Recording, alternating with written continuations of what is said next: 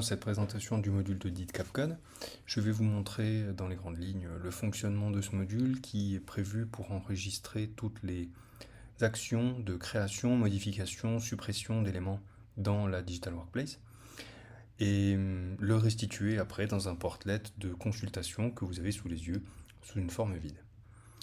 Je vais créer un élément pour vous montrer son fonctionnement. Donc on va commencer par créer un petit type de publication simple, on va créer une idée. Cette idée, donc, on va lui donner un titre, on va donner quelques détails. Voilà, on va l'enregistrer. Et si je retourne donc sur mon audit, je vois que j'ai mon utilisateur ici qui a créé une idée. Alors j'ai cet événement supplémentaire ici qui date d'une action que j'ai faite il y a quelques secondes, que je vais vous montrer, que sont les délégations qui sont enregistrées également. Donc mon idée a été enregistrée, donc je vois que c'est une publication de type Social ID, j'ai son libellé, j'ai son ID, j'ai un lien vers l'élément en question, je peux y accéder directement, j'ai aussi un lien vers l'utilisateur qui a créé la publication, qui est à l'origine de cette action. J'ai l'espace de travail concerné et les adresses IP des utilisateurs qui ont fait les requêtes. Sachant que les adresses IP étant une donnée RGPD, pour s'alléger un petit peu sur cette partie, on peut désactiver dans les paramètres la capture des adresses IP. Cette idée, si je vais la modifier, vous allez voir que ce changement est enregistré également. Donc ici, j'apporte un changement à mon idée, et si je vais rafraîchir mon portlet, je vois que mon idée avec cet ID a subi donc une modification. Et si je vais dans les détails ici, je peux voir précisément les changements qui ont été apportés. Donc j'ai retiré une ligne qui contenait détail de l'idée et j'ai rajouté une ligne qui contient détail de l'idée, modification. Et pour avoir tout le contexte, on peut également ici aller voir l'intégralité des données avant la modif et l'intégralité des données après la modification. Sachant que tout cela est également haché, donc on va calculer une valeur de hash lorsque la modification est effectuée pour vérifier que l'enregistrement n'aura pas été altéré par un utilisateur mal intentionné en base de données. On a également cette information d'intégrité ici qui permet de savoir que la ligne d'audit en question, telle qu'elle est dans la base de données, n'a pas été altérée. Donc on peut voir ici les différentes actions qui ont lieu. Ce qui est intéressant, c'est qu'on va aussi enregistrer les utilisateurs qui sont à l'origine des actions lors d'une délégation. Donc ici, je suis connecté en tant qu'admin. Je vais me loguer avec un autre compte. Voilà, ce compte ici va à son tour créer une publication. On va mettre une autre idée.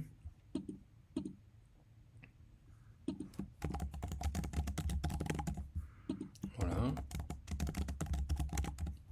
Donc j'ai créé cette nouvelle publication ici. Si je retourne dans mon portail, je vois que j'ai d'abord cette délégation qui a eu lieu. Donc admin s'est logué en tant que JN Charon, j'ai l'ID de l'utilisateur, et donc c'est admin qui est à l'origine de cette action. Et tout ce qui est fait de façon subséquente, eh bien, se retrouve enregistré sous le libellé de JN Charon, mais on voit que derrière, il y a toujours la délégation de l'admin. Et si dans ma zone ici, je fais une modification,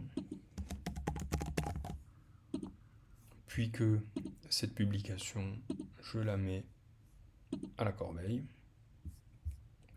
eh bien, je vois au niveau de l'audit que toutes ces actions-là, même si elles sont faites en tant que JN Charon, derrière, il y a un délégué qui est l'admin.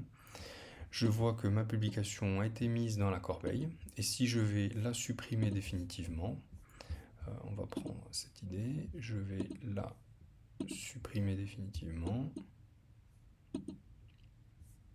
Voilà, je peux constater ici que la suppression a bien eu lieu, donc j'ai une action de type delete. Alors je n'ai plus le lien vers l'élément, étant donné qu'il n'existe plus, je ne peux pas produire ce lien.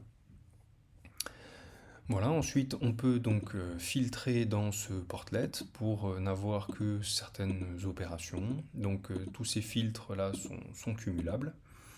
Et je pourrais dire par exemple que je ne veux que les updates de l'espace de travail général entre le 13 août et le 12 septembre par exemple.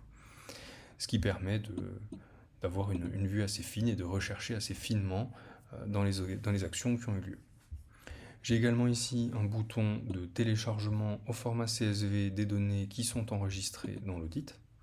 Donc on peut le rouvrir après dans un fichier Excel pour voir les données du tableau. Donc si le tableau est filtré, l'export est filtré également. Je peux aussi déclencher manuellement le job de purge. Donc ça c'est pour supprimer les données de l'audit manuellement, sachant qu'on peut retrouver dans les paramètres du module, on va aller faire un tour, les différentes options de cette purge. Donc on peut définir ici tout en bas l'historique à conserver. Donc là on peut mettre un jour, 2 jours, 30 jours. La quantité de données enregistrées va donc dépendre de ce paramètre-là. Et on peut planifier un job de purge qui va se déclencher à intervalles réguliers pour nettoyer les tables et ne garder que l'historique qu'on a demandé.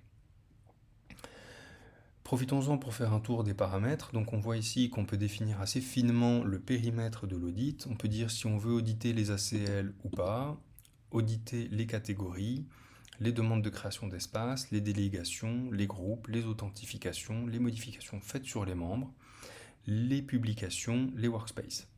Sachant que les publications, eh bien, c'est quelque chose que l'on peut sélectionner. On n'est pas obligé d'auditer tous les types de contenus. On peut être un petit peu plus ciblé ici, par exemple, si on ne veut qu'un certain type de contenu éditorial.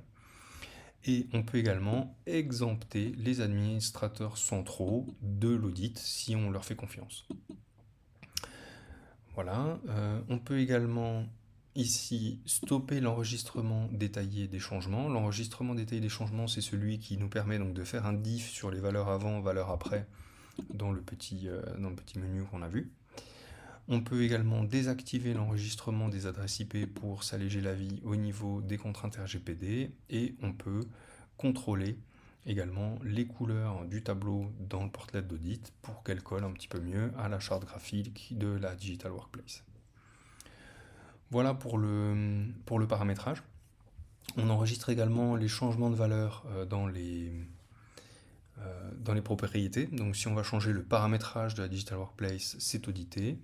Et donc cet audit permet d'avoir un suivi précis des actions qui sont réalisées par les utilisateurs de la Digital Workplace avec un niveau de paramétrage qui permet de ne pas enregistrer trop d'informations et une purge automatique qui évite toute saturation. Voilà pour le fonctionnement global et nous restons à votre disposition si vous avez d'autres questions. Au revoir.